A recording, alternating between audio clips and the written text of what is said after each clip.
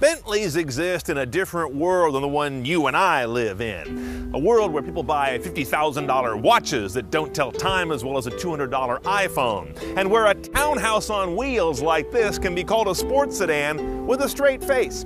But if you want to arrive more refreshed than when you started your drive, there are about 2 or 3 cars in the world to consider, and this is one of them. Let's drive the 2014 Bentley Flying Spur and check the tech. Now, the 2014 Flying Spur is this big curvy bastard that has got mostly an aluminum body shell, which helps keep its portliness manageable. Beyond that, spot one by its very different new tail lights. Also, a different mass front and rear. Compared to the Mulsanne we drove recently, it's got a much more reduced schnoz and a flatter cut-off rump.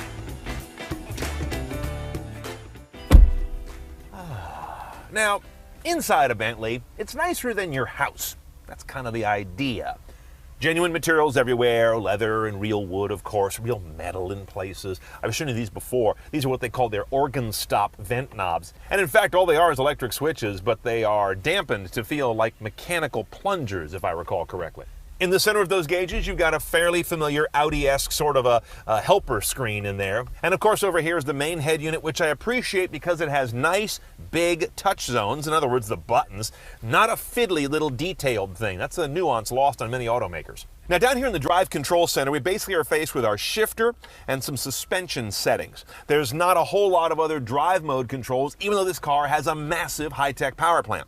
In terms of our shifter, it's a one-choice only gearbox on this guy, an 8-speed automatic with your drive position, sport position, and traditional gate to the side. Nothing unusual there. Look at these chunky shifters up here, these paddles on the steering column. My gripe about those is they don't extend down, only up, so you gotta keep your hands up here to get to the shifters. It's interesting how cars that cost a ton of money tend to insult you the most. For example, on this Bentley, as far as I understand it, that rear camera is optional. You're kidding, right?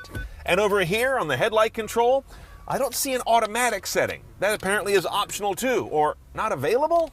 I don't believe that. Once you do pony up for that rear camera, you do have a ton of settings on it though. From angle of view to color and contrast, you don't see that very often. And of course, your sonar can be in or out.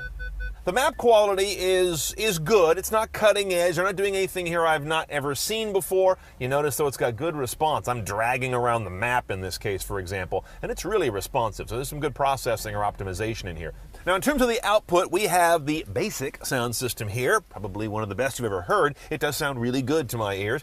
There is an optional NAIM audio, N-A-I-M, that is over the top, using 1100 watts through 13 digital channels into what are called balanced mode radiators. They're round, flat panel speakers that have much better imaging because they don't aim treble frequencies like a rifle shot, they disperse them more broadly. So goes the science.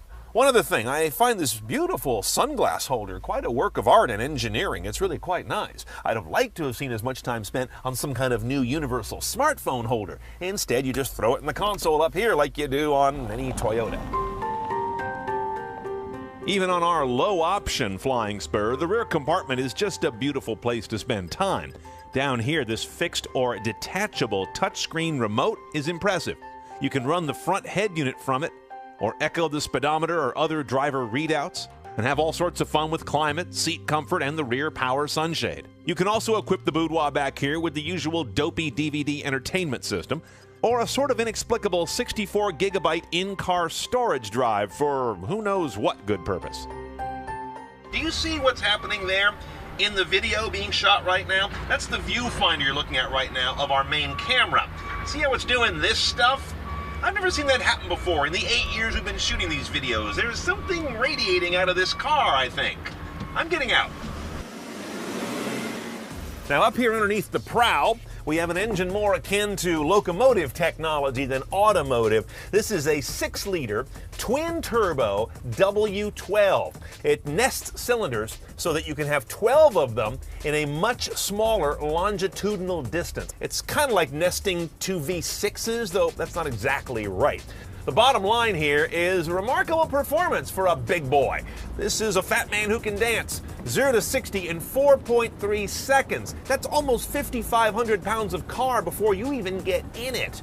And the MPG is sort of kind of not bad. 13 city, 28 highway, 19 average, but you do get hit with a $3,000 gas guzzler tax.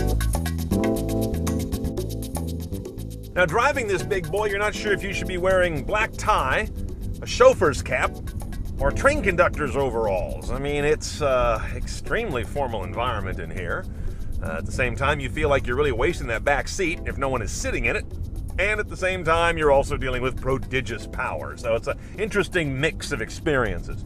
Now, the first thing that bothers me about this car, and again, it's pre-production, they may iron this out, is the throttle response is really annoying.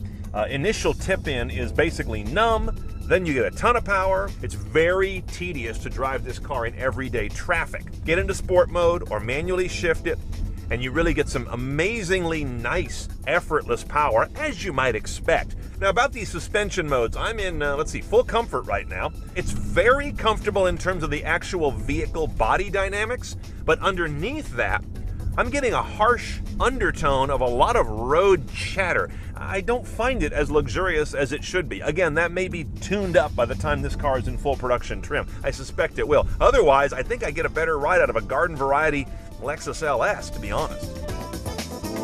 Okay, let's price our 2014 Flying Spur just for sport. Starts off at $206 or so because the base car has a $2,800 delivery charge and, as I mentioned, a $3,000 gas guzzler tax. Then you begin to add some packages and some options to get it CNET style. Here's what I would do. Rear camera, an insulting $1,200. Wired phone handsets, I love that idea, $1,000. Rear multimedia system, I'd pass all day long, but it's $7,300 if you happen to have kids. A panoramic glass roof with a solar passive cooling technology, that's $1,000, I would do that all day long. $7,500 for the name audio system? Nah, this one sounds pretty good just like it is. So all in, you're easily into the 220s and you can go to $250,000 without really breathing hard. Bottom line, it buys you a 4-door sedan Bentley that's got more of the DNA of the hotter Continental GT models. More horsepower, more torque, more gears, more wheels driven, fewer seconds to 60.